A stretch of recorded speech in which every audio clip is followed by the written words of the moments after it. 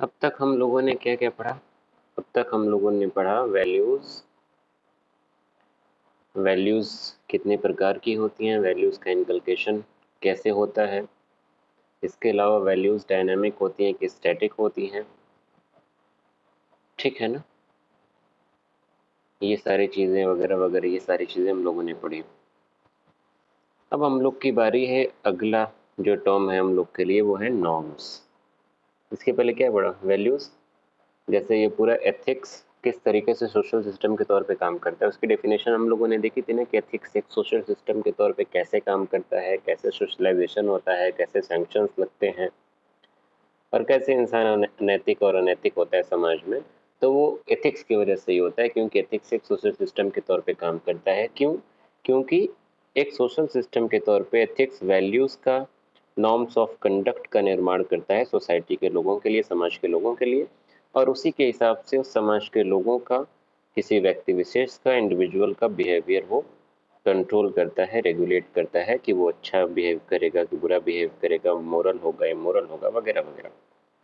तो उसमें पहला जो हम लोगों ने पढ़ा वो वैल्यूज पूरा हो चुका है।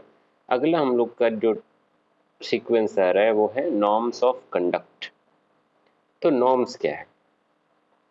एथिक्स एक सोशल सिस्टम के तौर पे वैल्यूज कैसे लाके किसी के बिहेवियर को बेहतर या बुरा बना रहा है, ये तो हम लोगों ने समझ लिया कि कैसे वैल्यूज रोल प्ले कर रहे हैं समाज में, नैतिकता अनैतिकता, सही गलत, इन सब चीज़ों में।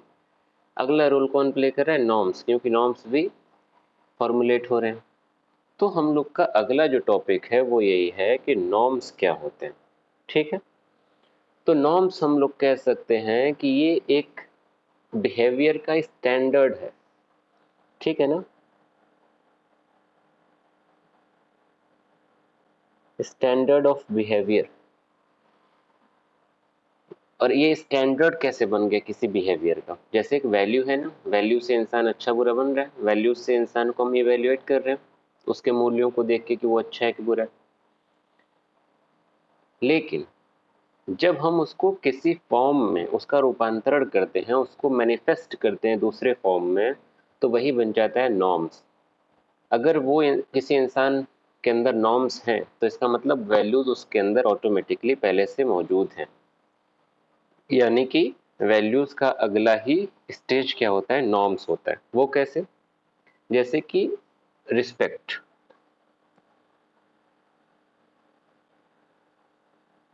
रिस्पेक्ट क्या है? रिस्पेक्ट एक वैल्यू है ना, लेकिन वो वैल्यू क्या है? एब्स्ट्रैक्ट है, बहुत जो है कल्पना मात्र है, वो लोगों को दिख नहीं रही है। आप कह रहे हैं कि आप बड़ों की इज्जत कर रही हैं, मेरी इज्जत कर रही हैं, लेकिन आप ना सलाम कलाम कर रही हैं ना कुछ कर रही हैं, ठीक है। तो ये कैसे माना जाएगा? तो आपकी जो वैल्यू है, रिस्पेक्ट आपके दिल में एकदम है, लेकिन कोई समझ नहीं रहा। आज का जो समाज है, जैसे हम कल बताया ना कि जो आम समाज है उसका आईक्यू लेवल एवरेज होता है, वो बहुत गहन अध्ययन नहीं कर सकता, गहरी बातें नहीं समझ सकता। अगर आप कह रहे हैं कि आपके दिल में रिस्पेक्ट है, तो समाज इसको एक्सेप्ट नहीं करेगा। अरे रिस्पेक्ट है तो क्यों सलाम कलाम नहीं कर रहे हैं, रिस्पेक्ट है तो क्यों पैर नहीं छू रहे हैं, छूना चाहिए, वो ये कहेंगे। दिल में है वो नहीं मानेंगे, एब्स्ट्रैक्ट है वो, कल आप बस महसूस कर रहे हैं, वो नहीं उनको दिखना चाहिए उनको। जैसे कि पांचों इंद्रियों का इस्तेमाल करके किसी भी तरीके से देख सकें, सुन सके, छू सके, सूंघ सके, महसूस उस तरीके से टच कर सकें, वो लोग मान्य, मतलब उसको मानते हैं, वो मान्य होता है समाज में। तो इसलिए वैल्यूज जो हैं वो एब्स्ट्रैक्ट हैं। जो रिस्पेक्ट आप कर रहे हैं बड़ों के लिए, मेरे लिए, वो एब्स्ट्रैक्ट है। उसको अगर आप कॉन्क्रीट फॉर्म में रिप्रेजेंट कर रहे हैं, अब जो दिल में आपकी इज्जत है मेरे लिए, तो आप उसको जाहिर करा रहे हैं। तो जो आप जाहिर करा रहे हैं ना, वही क्या बन जा रहा है? नॉर्म्स बन गया।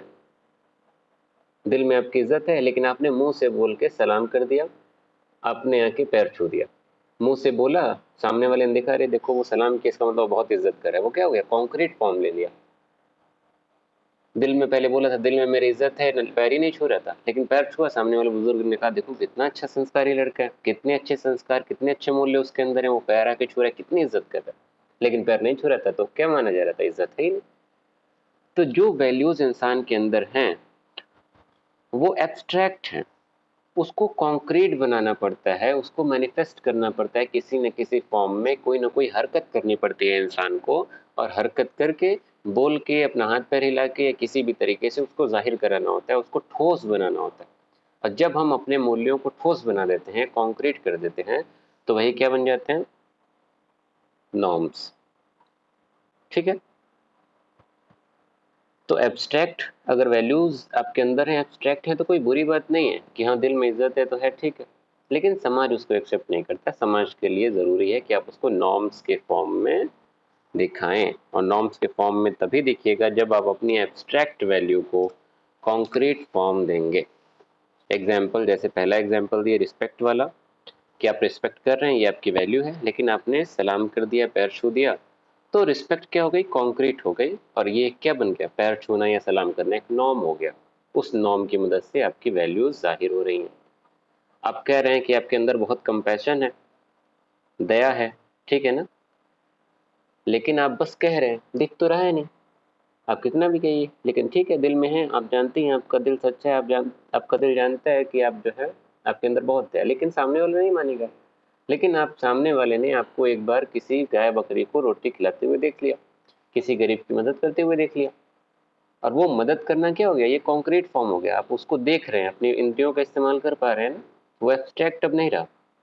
तो मदद करने से वो वैल्यू जो आपकी एब्स्ट्रैक्ट थी, जो कल्पना मात्र थी, वो वैल्यू क्या हो गई? ठोस रूप ले लेती है, कॉन्क्रीट फॉर्म में आ जाती है।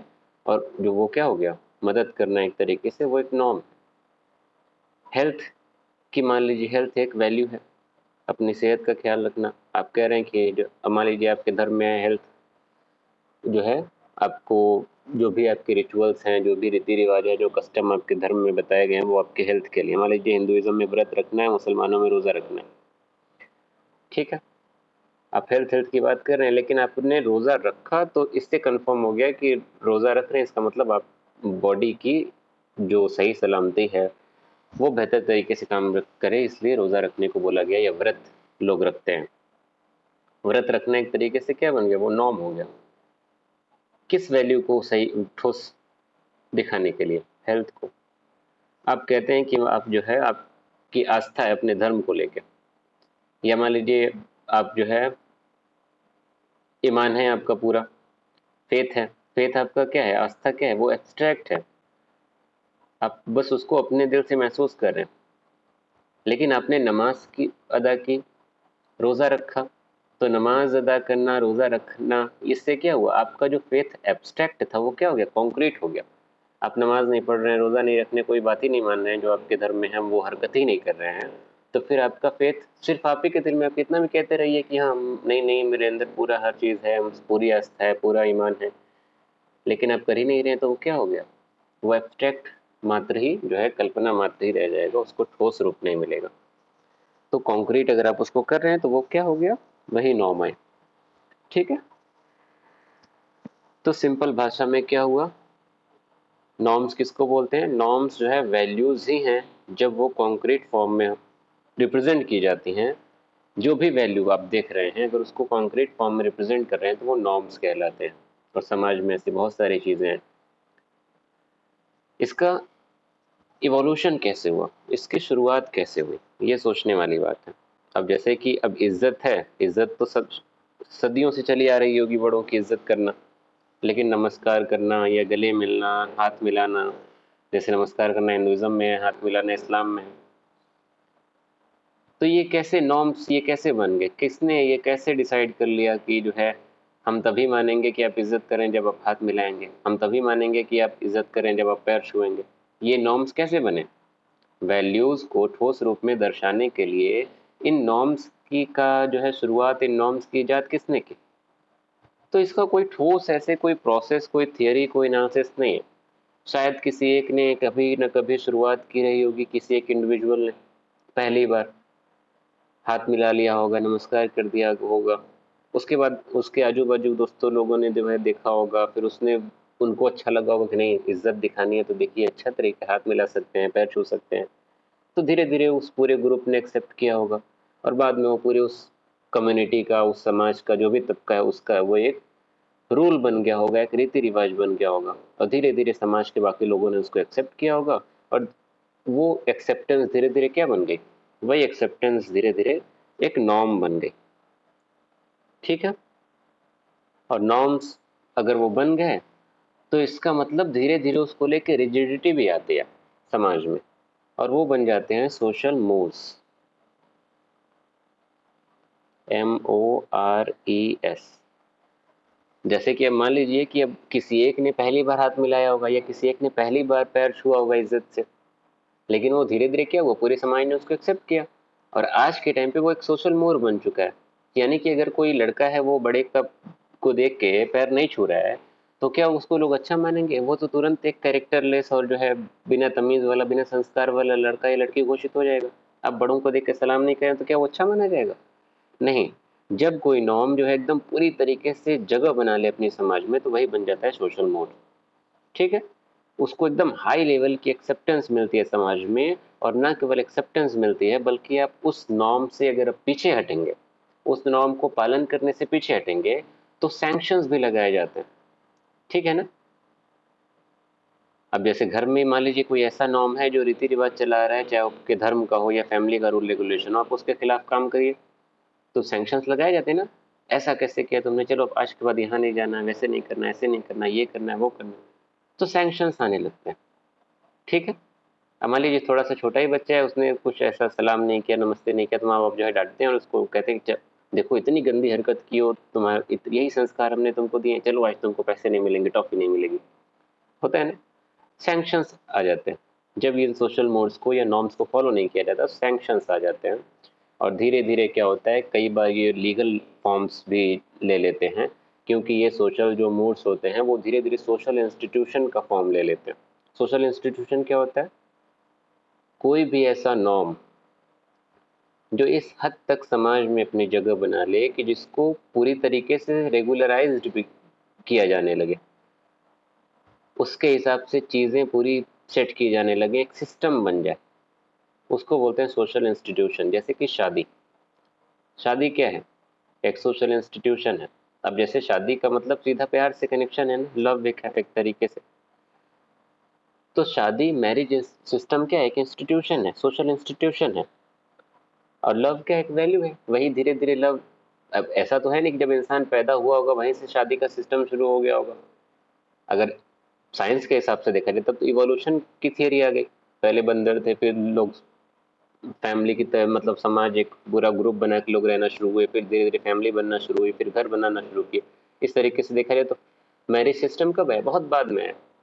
तो वही वैल्यू क्या हुई, वो प्यार एक फॉर्म ले लिया, एक सोशल इंस्टीट्यूशन का फॉर्म ले लिया, और मैरिज एक पूरा एक सिस्टम बन गया। अगर आपको प्यार करना है तो आपको शादी करनी पड़ेगी, ये क्या हो गया?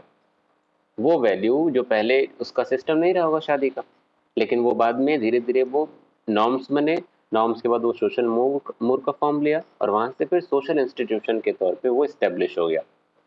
अब शादी करने के लिए प्रॉपर सिस्टम है। हिंदुइज्म में है तो हिंदू मैरिज एक्ट के हिसाब से शादी होगी, मुसलमान है तो शरीयत के हिसाब से शादी होगी। अगर आप उससे हट के कोई काम कर रहे हैं, शरीयत के हिसाब से हट के काम कर रहे हैं, हिंदू मैरिज लॉ के हिसाब मतलब एक्ट के हट के काम कर रहे हैं, तो उस पे आप पे कानूनी कार्रवाई हो सकती है, सामाजिक बहिष्कार हो सकता है, जो भी उसके सैंक्शंस हैं वो फॉलो किए जा सकते हैं। ठीक है, यहाँ तक कोई दिक्कत है? इसके बाद अगला हम लोग का क्या टॉपिक है, वो है इम्पोर्टेंस ऑफ नॉर्म्स। नॉर्म्स की क्या इम्पोर्टेंस है, नॉर्म्स का क्या महत्व है? तो इम्पोर्टेंस इसकी ये है कि अलग अलग नॉर्म्स जो है अलग, मतलब जगह के हिसाब से, टाइम के हिसाब से नॉर्म्स अलग अलग तरीके के डेवलप होते हैं। ठीक है ना? और इसी में यहाँ पे बात आ जाती है डिओन्टोलॉजी और टेलियोलॉजी की फिर से। जैसे डिओन्टोलॉजी वाले क्या कहते हैं कि जो नॉर्म्स हैं, वही बात यहाँ पे भी है कि जो है नॉर्म्स वो चलते आ रहे हैं और उसके पीछे वजह है, उसको बदला नहीं जा सकता। टेलियोलॉजी वाले क्या कह रहे हैं कि नहीं, उसको बदला जा सकता है, क्योंकि नॉर्म्स क्या हैं, जगह और टाइम के हिसाब से, अपने अपनी ज़रूरत के हिसाब से, अपने अपने पर्पस के हिसाब से डेवलप हुए हैं। जैसे एग्जाम्पल के तौर पर इस्लाम में जो नॉर्म्स हैं, जैसे इस्लाम में वेजिटेरियनिज्म क्या है, वेजिटेरियनिज्म से ज़्यादा मतलब नॉन वेजिटेरियनिज्म है। मांसाहार जो है इस्लाम में जायज़ है। हिंदुइज्म में भी ऐसे, मतलब उनके किताबों में लिखा है, लेकिन फिर भी हिंदुइज्म में बुनियादी तौर पे देखा जाए तो लोग इसको गलत मानते हैं और वेजिटेरियनिज्म को इम्पोर्टेंस देते हैं। ठीक है। अब इसमें एग्जाम्पल क्या है? एग्जाम्पल ये है कि इस्लाम डेवलप हुआ कहाँ पे? अरेबियन पेनिनसुला में, ठीक है ना।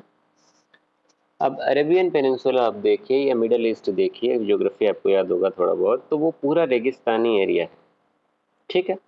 तो वहाँ पे एग्रीकल्चर हो नहीं सकता क्योंकि मिट्टी उस लायक है ही नहीं, पूरी तरीके से रेतीली मिट्टी है। तो जाहिर सी बात है वहाँ पे साग सब्जी उगा सकते हैं? अच्छे से नहीं उगा सकते। तो साग सब्जी नहीं उगा सकते, पूरा डेजर्ट है, तो वहाँ पे क्या हो गया? वहाँ पे कहा गया कि जो है नहीं, ये जो है मांस मछली खाना अलाउ है। अब उसमें अलग और भी चीज़ें हैं कि हाँ इंसान खा सकता है, कैनाइन उसके मांस मछली के लिए ही बने हैं वगैरह वगैरह, वो अलग चीज़ है। लेकिन जो ये नॉर्म है कि हाँ मांसाहार किया जा सकता है इस्लाम में, तो वो वजह ये है कि जो इस्लाम का फाइनल एक्सपेंशन शुरू हुआ वो अरब से ही शुरू हुआ ना। ये अलग बात है 1,24,000 पैगंबर है, अलग अलग एरियाज में है, कोई अरब में है, कोई जो है अंग्रेजों के रूप में है जैसे ईसा मसीह। तो अलग अलग दुनिया के हर एरिया में है, उनका अपने अपने नॉर्म से। बट फाइनली जो इस्लाम का एक्सपेंशन हुआ, जिन्होंने इस्लाम को फाइनलाइज किया, वो कहाँ से हुआ? अरब से हुआ। और फाइनल सारी बातें वहीं से कही गई, सारी चीज़ें जो है वहीं से आई। तो नॉन वेजिटेरियनिज्म इस्लाम में प्रिवेलेंट है और नॉन वेजिटेरियनिज्म को बुरा नहीं माना जाता। तो इसीलिए जो है ये कहा जाता है कि नॉर्म्स जो है जगह के हिसाब से डेवलप होते हैं। इस्लाम जो है अरब से फैला, तो वहाँ पे इस्लाम में जो है नॉन वेजिटेरियनिज्म है, एकदम आम बात है, कोई बुरी बात नहीं मानी जाती है। या फिर कपड़े की बात ले लीजिए, इस्लाम में जो है, जो हालांकि इस्लाम में पर्दे की जो बात की गई उसकी एक अलग वजह है, लेकिन जो फिलोसफर्स होते हैं वो ये कह रहे हैं कि इस्लाम चूंकि अरब कंट्री से आया, तो वहाँ पे इतना डेजर्ट एरिया है, इतना रेतीली मिट्टी है, हवा वगैरह चलती रहती है। वो नॉर्मल ऐसा वेस्टर्न कपड़ा पहनेंगे, छोटा छोटा कपड़ा पहनेंगे, सारी बालू और मिट्टी उसी में घुसी रहेगी। तो इसलिए वहाँ पे कैफिया वगैरह पहनते हैं, एकदम फुल ऊपर से नीचे पूरा कवर रहता है, ताकि जो है धूल मिट्टी आंखों में न जाए। और वही धीरे धीरे क्या बन गया? वही नॉर्म बन गया, ठीक है। तो ये भी एक वजह है, ज्योग्राफिकल फैक्टर ये भी है, बट पर्दे की और भी सारी वजह हैं बहरहाल। तो ये अब जो है फिलोसफी के अकॉर्डिंग, एथिक्स के अकॉर्डिंग ये कहा जाता है कि जगह के हिसाब से नॉर्म्स क्रिएट होते हैं। भारत में ऐसा इन्वायरमेंट नहीं है, तो भारत में उस तरीके के कपड़े नहीं पहने जाते हैं। लेकिन राजस्थान चले जाइए, थार डेजर्ट में, तो वहाँ पे धूल मिट्टी है, तो वहाँ पे देखेंगे कि हाँ मर्द जो है पगड़ी लपेटे रहते हैं ताकि बाल में धूल मिट्टी ना जाए, और गर्ल्स जो है महिलाएं जो है पूरा पल्लू एकदम पूरा चेहरा ढकी रहती हैं। वो अलग बात है कि उसको इसलिए इस ये नाम नहीं दिया जाता कि हाँ वो धूल मिट्टी से बचने के लिए, लेकिन फिलोसफर्स क्या कहते हैं कि वो इसी वजह से वो नॉर्म डेवलप हुआ वहां पे, ठीक है। तो पहली बात क्या समझ में आई आपको कि जो नॉर्म्स हैं वो जगह और टाइम के हिसाब से डेवलप होते हैं। अलग जगह पे अलग नॉर्म दिखाई देगा, अलग टाइम में अलग नॉर्म दिखाई देगा। 100 साल पहले कुछ और नॉर्म उसी जगह पे रहा होगा, 100 साल बाद उसी जगह पे कोई और नॉर्म पैदा हो जाएगा, ठीक है। तो डी ऑन्टोलॉजिकल अप्रोच क्या कह रही है? डी ऑन्टोलॉजिकल अप्रोच कह रही है कि जो भी नॉर्म्स बनाए गए हैं वो एक पर्पस के तहत बनाए गए हैं, और अगर कुछ सदियों बाद अगर वो पर्पस पूरा हो जाए तो भी वो क्या हो जाता है, मतलब वो एक ज़रूरत है, उसको बदला नहीं जा सकता। पर्पस की यहाँ पे बात क्यों है? क्योंकि टेलियोलॉजी वाले क्या कह रहे हैं कि जो नॉर्म्स बनाए गए वो पर्पस के हिसाब से बनाए गए। जैसे अरब में नॉन वेजिटेरियनिज्म इसलिए प्रिवेलेंट हुआ क्योंकि वहाँ पे डेजर्ट है, साग सब्जी उगा नहीं सकते। तो टेलियोलॉजी वाले क्या कह रहे हैं कि अरे अब तो ज़माना बहुत आगे एडवांस हो गया है, अब तो टेक्नोलॉजी इतनी हाई हो गई है कि साग सब्जी उगा सकते हैं रेगिस्तान में भी, और नहीं भी उगा सकते तो इम्पोर्ट कर सकते हैं। लेकिन डिओन्टोलॉजिकल वाले वही यहाँ पे अप्रोच है कि जो बनाए गए हैं रूल रेगुलेशन, जो नॉर्म्स बनाए गए हैं वो कुछ सोच समझ के बनाए गए हैं, पर एक पर्पस के साथ बनाए गए हैं। वो एब्सोल्यूट होते हैं, उनको चेंज नहीं किया जा सकता। वो स्टैटिक होते हैं, वो ऑब्जेक्टिव होते हैं, और बिना दिमाग लगाए उसको हर व्यक्ति को फॉलो करना चाहिए। क्यों? क्योंकि वो दूसरी साइड देख रहे हैं। जैसे इन्होंने बोला ना कि पर्दा इसलिए कर रहे हैं क्योंकि डेजर्ट है, धूल मिट्टी है, लेकिन डिओन्टोलॉजी वाले क्या कह रहे हैं? अरे वही वजह नहीं, और भी बहुत सारी वजह हैं पर्दा करने की। हार्मोन्स हैं, उसमें उतार चढ़ाव होता है, एक एज के बाद उसमें वो गैपिंग ज़रूरी है, हम कुछ चीज़ें नहीं दिखा सकते हैं, उसका पर्दा ज़रूरी है। तो वो उस पर्पज़ की वो बातें कर रहे हैं। लेकिन टेलियोलॉजी वाले दूसरे अंदाज से चीज़ें देखते हैं। टेलियोलॉजी वाले क्या कह रहे हैं? वही बात है, मैक्सिमम हैप्पीनेस, मैक्सिमम पीपुल, अगर मैक्सिमम लोग जो है सेटिस्फाई हो रहे हैं किसी नॉर्म से, तो वो ठीक है। अगर उस नॉर्म से लोगों को डिससेटिस्फेक्शन हो रहा है, और जिस पर्पज से वो नॉर्म बनाया गया अगर वो भी पूरा हो रहा है तो उसको छोड़ देना चाहिए। अगर धूल मिट्टी से बचने के लिए पर्दा बनाया गया था तो अब धूल मिट्टी उतना नहीं उड़ती है, ज़माना एडवांस हो गया, घर में एसी में बैठे हैं, तब क्या जरूरत है पर्दा करने की, ये कहेंगे टेलियोलॉजी वाले।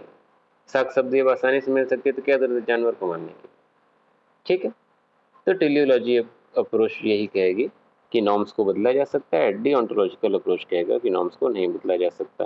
तो इसमें जाहिर सी बात है क्वांटिनम अप्रोच फॉलो होगा, और ना आपको जो है ना हम किसी को पूरी तरीके से डिओंटोलॉजी में डाल सकते हैं, ना पूरी तरीके से टेलियोलॉजी में डाल सकते हैं।